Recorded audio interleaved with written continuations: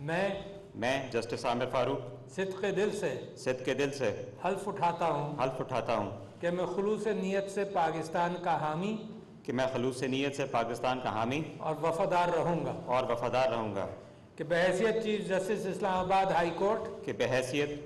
اسلام آباد high court میں اپنے فرائض اور کارہائے منصبی ایمانداری اپنی انتہائی صلاحیت اور وفاداری کے ساتھ اسلامی جمہوریہ پاکستان کے دستور اور قانون کے مطابق انجام دوں گا کہ میں اعلیٰ عدالتی کونسل کے جاری کردہ ضابطۂ اخلاق کی پابندی کروں گا کہ میں اپنے ذاتی مفاد کو اپنے سرکاری کام یا اپنے سرکاری فیصلوں پر اثر انداز نہیں ہونے دوں